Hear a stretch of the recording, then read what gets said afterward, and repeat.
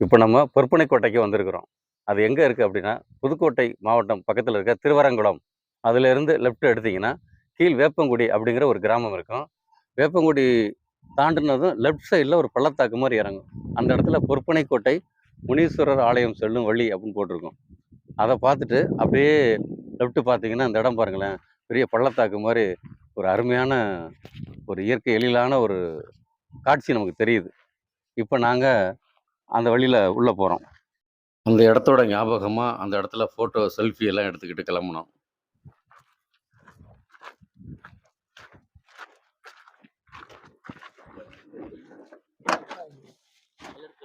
ம். இன்னைக்கு பச்சை பச்சைன்னு சூப்பரா இருக்குல்ல? அருமையா இருக்கு. காத்து இனிமே தான் சூப்பரா இருக்கும்.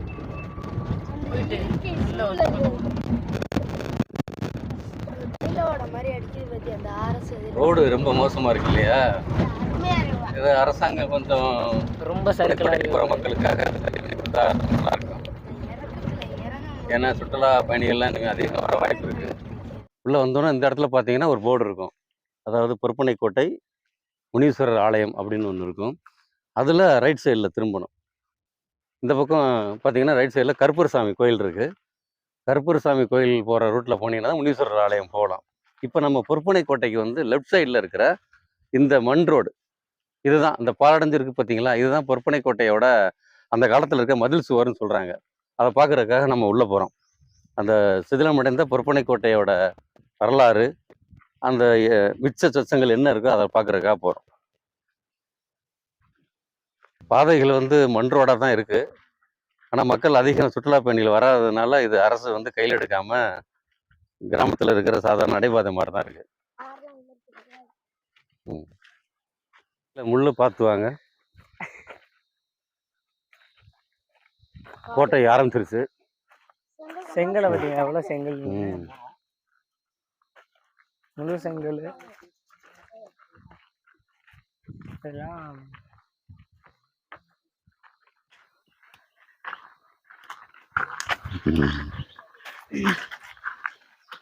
அகழ்வாராய்ச்சிகள் எல்லாமே வந்து இது மாதிரி காட்டுக்குள்ள தான் நடக்குது. 1000, 2000 ஆண்டுகளுக்கு முன்னாடி மக்கள் இந்த இடத்துல குடியிருப்பா வாழ்ந்திருக்காங்க. நாளடைவில் அவங்கெல்லாம் அழிஞ்சு போன பிறகு இடப்பெயர்தல். அதாவது இங்க வாழ்ந்த மக்கள்லாம் பக்கத்துல அருகாமையில் இருக்க நகரத்தை நோக்கி போறாங்க. நம்ம இப்போ போற இடம்லாம் பாருங்க, இந்த செங்கல் அந்த காலத்துல இருந்த செங்கல்கள் எப்படி இருக்கு பாருங்க. பொற்பனை கோட்டை. இதை சுத்தி ஒரு கோட்டை கட்டி இருந்திருக்கிறாங்க.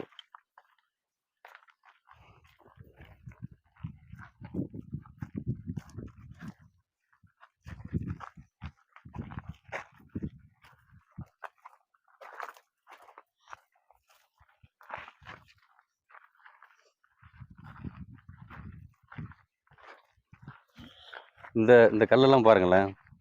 அதாவது கோட்டை சுவரில் அந்த காலத்துல வந்து கோட்டை சுவரில் வந்து இந்த மாதிரி கல்லை தான் அடிக்கடிக்கு வைப்பாங்க. இது மதில் மாதிரி தெரியுது. அப்போ இதுக்குள்ளதான் அந்த காலத்துல நகரங்கள், மக்கள் வாழ்ந்த ராஜாக்கள் இருந்த இடமா இருக்குன்னு நினைக்கிறேன். அதோட உடைஞ்ச பாகங்கள் தான் அந்த மாதிரி கல், செங்கல், இது மாதிரியான கற்கள். வாங்க உள்ள போய் பார்ப்போம்.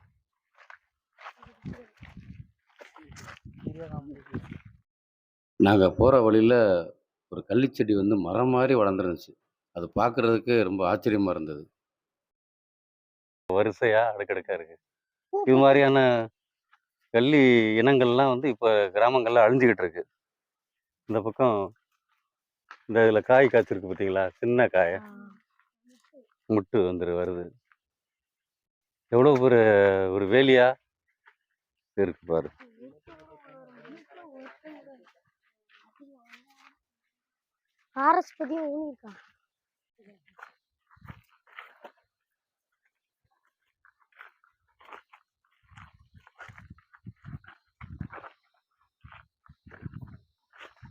இதுதான் கோட்டை சுவர் இருந்த இடம்.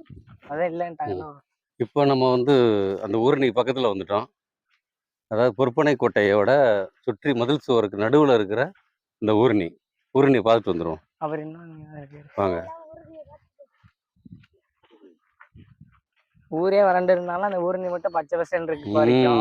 இன்ன வரைக்கும் இப்போவே இப்படி தண்ணி இருக்குன்னா கிட்டத்தட்ட 2000 ஆண்டுகளுக்கு முன்னாடி இந்த இடம் எவ்வளோ பசுமையாக இருந்திருக்கும். இதுதான் பொற்பனை குளம்னு சொல்கிறாங்க இல்லையா, அந்த குளம் ஃபுல்லாக தாமரை இலையாக இருக்குது. இப்போ வரைக்கும் அதுல தண்ணி இருக்குது. உள்ள தாமரை கூட வெள்ளை தாமரை பூத்திருக்கு. வெள்ளை தாமரை பூத்திருக்கு.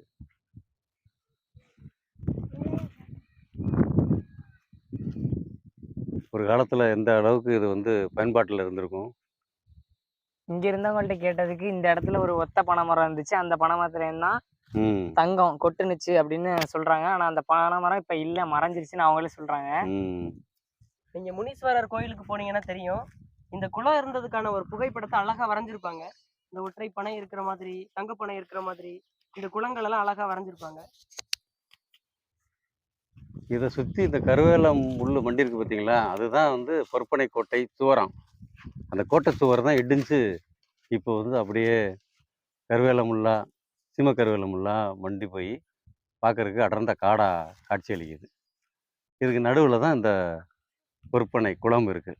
இந்த பொற்பனை குளத்தை பற்றி ஒரு வரலாறு சொன்னாங்க கிராம மக்கள்கிட்ட நாங்கள் விசாரிக்கும் போது. அதாவது இந்த குளத்துக்கு பக்கத்தில் ஒரு காலத்தில் ஒத்த பனைமரம் இருந்ததான்.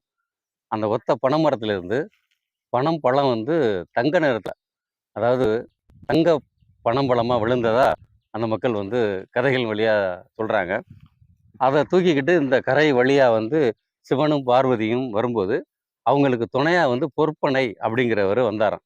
அந்த பொற்பனை கூட வரும்போது இந்த ஊரணியில் வந்து அந்த நேரத்தில் 2 இளம்பெண்கள் குளிச்சுட்டு இருந்திருக்காங்க. இளம்பெண்களை பார்த்ததும் அந்த பொற்பனை அப்படியே அவங்களோட அழகுல மயங்கி நின்றதாக கூறப்படுது. ஆனால் தொடர்ந்து சிவனும் பார்வதியும் போயிட்டாங்க. பக்கத்தில் இருக்க திருவரங்குளம் கோயிலுக்கு போயிட்டாங்க. அங்கே போனவங்க திரும்பி பார்த்துருக்காங்க, என்ன பொற்பனையை காணமேன்னு. அவர் இங்கே குளத்துல குளிச்சுக்கிட்டு இருந்த கன்னி பெண்களை பார்த்துக்கிட்டு இருந்ததுனால அவங்க வந்து கோவப்பட்டு, நீ வர வேண்டாம், இங்கேயே இந்த பொற்பனையிலேயே நீ குடியிருந்து இந்த மக்களுக்கு அருள் பாலிக்கணும்னு சொன்னதா வரலாறுல இருக்கிற மாதிரி மக்கள் செவி வழி வந்த கதையா, ஒரு புனை கதையா சொல்றாங்க. ஒற்றை பனை இந்த இடத்துல இருந்ததாகவும், அந்த ஒற்றை பனையிலிருந்து தங்கப்பழம், பனம்பழம் வந்து தங்க நிறத்துல கீழே விழுந்ததாகவும், அதை வந்து பொற்பனைங்கிறவர் தலையில வச்சு தூக்கிக்கிட்டு போனதாகவும் வரலாறு இருக்கிறதுனால தான் இந்த இடத்துக்கு பொற்பனை கோட்டை அப்படின்னு பேர் வந்ததா கிராம மக்கள் சொல்றாங்க. வழியில பாத்தீங்கன்னா இங்க நிறைய வெள்ளை கலர் கல்லுல வந்து வெள்ளை சுண்ணாம்பு அடிச்சு வச்சிருப்பாங்க. இந்த சுண்ணாம்பு கல்ல இருந்து அப்படியே போறீங்கன்னா அதை போற வழி ஃபுல்லா இருக்கும். ஏன்னா இந்த வழியை காட்டுறதுக்காக அந்த கல்லையும் மக்கள் வந்து சில பேர் அதை தள்ளி உடைச்சி கீழே போட்டிருக்காங்க. ஏதோ அடையாளத்துக்காக வச்சதை கீழே செதறி போய் கிடக்கு. இப்போ நாம நடந்து போற இடம் வந்து ஒரு காலத்துல வந்து இந்த இடம் வந்து மக்கள் வாழ்ந்த இடம், அதாவது மன்னர்கள் வாழ்ந்த இடம். அதை சுற்றி அவங்களோட அமைச்சர்கள், அவங்களுக்கு உதவியாக இருக்கிற இராணுவ வீரர்கள், பொதுமக்கள், கலைஞர்கள் அப்படின்னு வாழ்ந்த இடம் தான் இதை சுற்றி இருந்திருக்கு.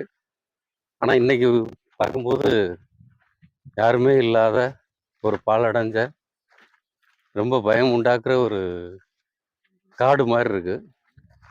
எல்லாமே முள்செடிகளாக மண்டி போய் கிடக்கு.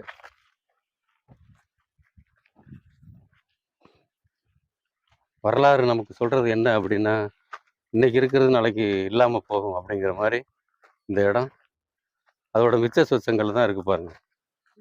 பானை ஓடுகள், செங்கல் துகள்கள், விதவிதமா பானைகள்லாம் இருக்கு.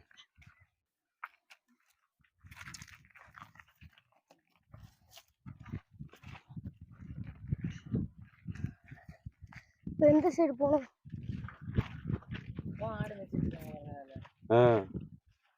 எந்த பக்கம் போகணும்? புனைக்கோட்டையோட நடுப்பகுதிக்கு போனதும் எந்த பக்கம் போகிறதுன்னு தெரியல. ஏன்னா எந்த ஒரு கட்டடமோ இடிபாடுகளோ எதுவுமே இல்லாததுனால ஒரு வெட்ட வழியாக இருந்தது. சரி, இன்னும் பக்கத்தில் இருந்த தேக்கு மரத்தோப்புக்குள்ளே போய் ஏதாவது பாதை இருக்குமா, அந்த பக்கம் போய் யார்ட்டையா கேட்கலாமா அப்படின்னு நினச்சிட்டு போனோம். ஆனால் எந்த பக்கமுமே வழி இல்லை. எல்லாம் அடர்ந்த காடுகளாக, முள் புதர்களாக இருந்தது. வேற வழி இல்லாமல் போன வழியிலேயே திரும்பி வந்துட்டோம். ஆரஸ்பதி யூகலிப்டஸ், நீலகிரி தைல மரம், எல்லாமே சுட்ட செங்கற்கள் தான். இந்த பகுதி முழுவதுமே அங்கங்கே பானை ஓடுகள், மரம், முந்திரி கொட்டை பார்த்தீங்களா? தெரியுதா? இதான். அதான் பழம் காயாக இருக்கிறதுக்கு முன்னாடி கொட்டை வெளில வந்துருச்சு இல்லையா? அதனால தான் முந்திரி கொட்டை மாதிரி முந்திக்காத அப்படிம்பாங்க. இது நல்லா பாருங்கள், எவ்வளோ அகலமாக நல்லா இருக்குது. உள்ளே கொஞ்சம் நேரம் ரெஸ்ட் எடுத்துகிட்டு போகலாம். பிஸ்கட்லாம் சாப்பிட்டுட்டு போகலாம். கவனமாக உட்காருங்க, மேலே ரொம்ப யாரும் ஏறாதீங்க.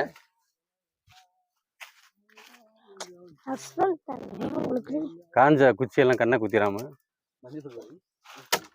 மஞ்சத்தூள் நம்மள்ட்ட வேற இல்ல.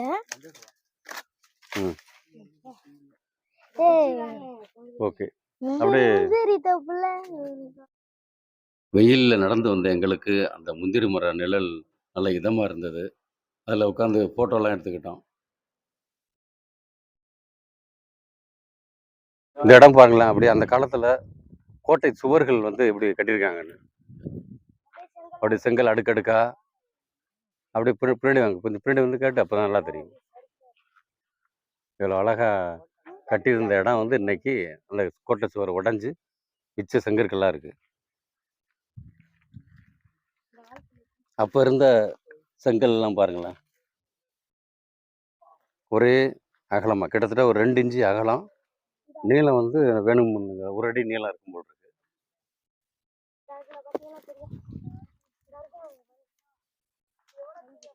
சுட்ட செங்கற்கள், வாழ்வடியும் கள்ளி அந்த இடத்துல பெரிய மரம் மாதிரியும் மற்ற மரங்களெல்லாம் பார்க்கும்போது ரொம்ப ஆச்சரியமாகவும் இருந்தது. சாப்பாட்டுக்கு வந்த இடைவேளையில் கருப்புசாமி கோயிலுக்கு போனோம். அங்கே இருந்த சிலைகள், கோபுரங்கள் எல்லாம் ரொம்ப அழகாக இருந்தது. நிறைய சாமி இருந்தது அந்த இடத்துல. கோயிலையும் நல்லா சுத்தமாக வச்சுருந்தாங்க. அந்த இடம் கொஞ்சம் அமைதியாக நல்லா இருந்தது.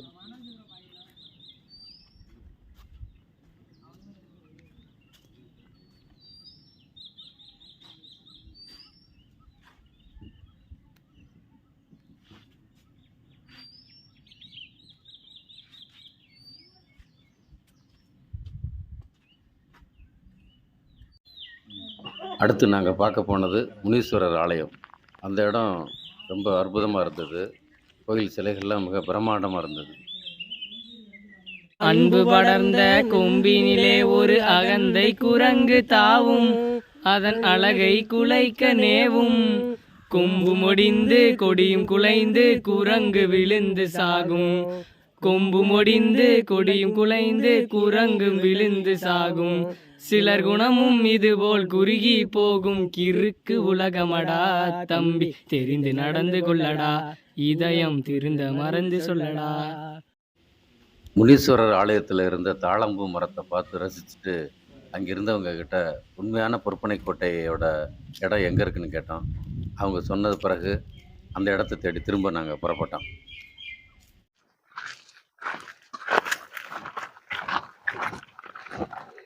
கீழே ஊரணியிலேருந்து மேலே ஏறி வந்தோம் அப்படின்னா இந்த இடத்துல ஒரு மேடாக இருக்குது. இங்கிட்ட ஆரஸ்பதி மரம் இருக்கு லெஃப்ட் சைட்ல. ஃபுல்லாகவே செங்கல் துகள்கள் தான் உடஞ்சி அங்கங்கே சிதறி போய் கிடக்கு.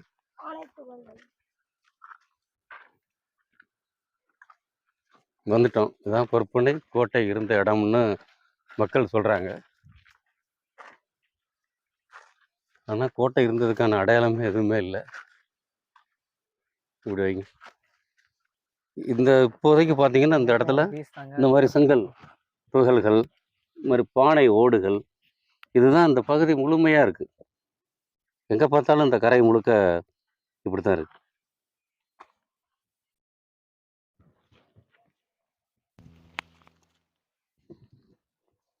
இது பாருங்களேன், இது பானைகளில் உள்ள ஒரு ஓடு. அந்த காலத்தில் மக்கள் பயன்படுத்துறதுக்கான அடையாளம் இருக்குது. இது மாதிரி நிறையா இந்த பகுதி முழுமே இருக்குது. இந்த பகுதி முழுவதும் அப்படியே சம பகுதியாக இருக்குது. அதாவது இப்போதைக்கு இந்த பொற்பனை கோட்டையில் தமிழ்நாடு அரசு அகழ்வாராய்ச்சி செஞ்ச இடம் கூட இந்த இடம் தான் சொல்கிறாங்க. இதெல்லாம் இப்போ வந்து மண்ணு போட்டு மூடிட்டாங்களாம். அதை ஓரளவுக்கு ஆராய்ச்சி செஞ்சு எடுத்துட்டு சில பொருட்கள் கிடச்சிருக்கா சொல்கிறாங்க. மக்கள் பயன்படுத்தின சில மணிகள், பவளங்கள், பானை ஓடுகள், மண்பாண்டங்கள், அப்புறம் தங்கத்தில் துகள்கள் கூட 2-3 கிடச்சதா சொல்கிறாங்க. அதெல்லாம் இந்த பகுதியில் தான் எடுத்துட்டு எல்லாம் மூடிட்டாங்க. பார்க்கறதுக்கு என்னமோ ஃபாரஸ்ட் ஏரியா மாதிரி காடு மாதிரி தான் இருக்குது. ஆனால் இதுதான் பொற்பனை கோட்டை அப்படின்னு உள்ளூர் மக்கள் சொல்கிறாங்க. இந்த இடம் தான் அகழ்வாராய்ச்சி சதுரமாக வெட்டியிருக்காங்க. வெட்டிட்டு மண்ணை போட்டு இந்த பொற்பனை கோட்டையோட 4 பக்க சுவர்களுக்கு மத்தியில் தோண்டியிருக்காங்க. சதுரமாக பாருங்களேன். வந்துருச்சு. பல வளர்ந்துருச்சு. இதுக்கு அடியில் தான் ஆராய்ச்சி செஞ்சுருக்காங்க. ஏன் அரசு கை விட்டுருச்சுன்னு தெரியல. அவங்க எதிர்பார்த்த அளவு கிடைக்கலையா, இல்லை என்னன்னு தெரியாமல் கைவிட்டுட்டாங்க. இதை சுற்றிலும் அரஸ்பதி மரங்களும் அதுவுமா தான் இங்கே இருக்குது. இதை ஏற்கனவே இந்த இடத்த அடையாளமாக இருக்கிறது தமிழ்நாடு அரசு கொஞ்சம் கவனம் செலுத்தி இந்த இடத்துல ஒரு பொற்பனை கோட்டைங்கிற ஒரு போர்டு வச்சு வர்ற சுற்றுலா பயணிகளுக்கு ஒரு வழிகாட்டியாகவும் இதுதான் அப்படின்னு தான் இன்னும் கூடுதலான மக்கள் வந்து இந்த இடத்துல அடையாளங்கள் இல்லாட்டி கூட ஒரு நினைவுகளை பகிர்ந்துட்டு போகிற மாதிரி அப்படியே ஒரு காடு மாதிரி பொட்டலாக தான் காட்சியாக வைக்குது. பொற்பனை கோட்டை என்ன இருக்கும், கோட்டைக்கும் சுவர் இருக்கும்னு எதிர்பார்ப்போடு வர்ற மக்கள் கொஞ்சம் ஏமாற்றம் தான் அடைவாங்கன்னு நினைக்கிறேன்.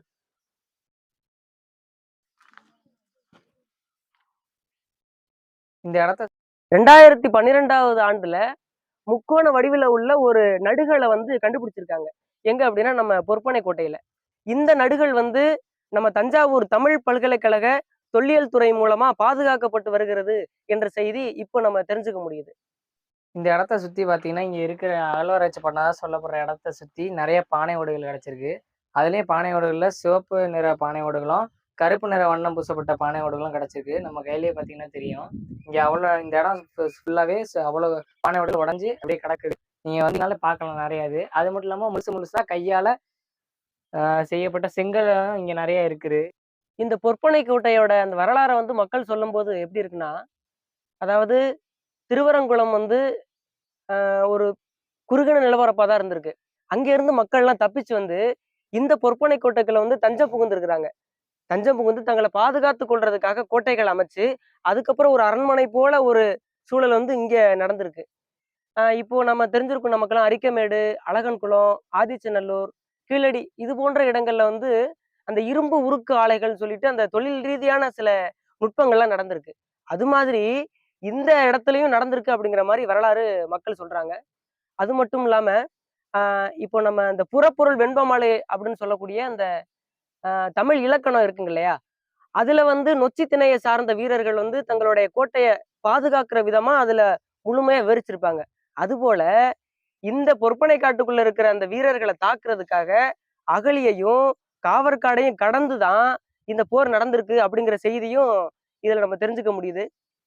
அப்போ அந்த அகழிகள்லாம் எப்படி இருக்கும், காவற்காடு எப்படி இருக்கும், அந்த மதில் சுவர் எப்படியெல்லாம் இருக்கும் அப்படிங்கிறத இன்னைக்கு நான் இந்த பொற்பனை கோட்டைக்கு வந்துதான் நான் தெரிஞ்சுக்கிட்டேன். நான் ஒரு இலக்கியம் படிக்கிற மாணவனா இருக்கிறதுனால இதை நேர்ல பார்த்து ஓ இப்படிதான் மக்கள் வாழ்ந்திருக்கிறாங்க, இப்படிதான் போர் சூழல்லாம் இருந்திருக்கு நிலவிருக்கு அப்படிங்கிற ஒரு காட்சியெல்லாம் இப்ப நான் என் கண்ணு முன்னாடி பார்க்க முடிஞ்சுச்சு. இதை சுற்றிலும் வந்து இந்த காவற்காடு சுத்தி அமைஞ்சிருக்கு. இதுக்கு உள்ளதான் இதோட மதில் சுவர் எல்லாம் அப்படியே அந்த செங்கல் கற்களால அப்படியே அடுக்கி அடுக்கி கட்டியிருந்தாங்க. அந்த காலத்துல சிமெண்ட் எல்லாம் கிடையாது இல்லையா, சுண்ணாம்புகளை வச்சு அப்படியே அந்த செங்கல் கட்டிடங்கள் அழகா அந்த கோர்வை மாதிரி செஞ்சிருந்தாங்க. உயர்ந்து இருந்துச்சு அது. அதெல்லாம் பார்க்கும்போது அப்படியே பிரமிப்பா இருந்துச்சு. பொற்பனை கோட்டையை பார்க்க போகிறோன்னொன்னே மனசில் நிறைய கற்பனை கோட்டையெல்லாம் அமைச்சிக்கிட்டு வந்தோம். இங்கே வந்து பார்த்தா கோட்டையெல்லாம் இல்லாமல் ஒரே தரமட்டமாக தான் இருக்குது. இதை சுற்றிலும் பார்த்தீங்கன்னா ஒரே சீமக்கருவேல முள்ளாக மண்டி போய் கிடக்கு. இந்த பக்கம் தேக்கு மரம் இது மாதிரிலாம் இருக்குது.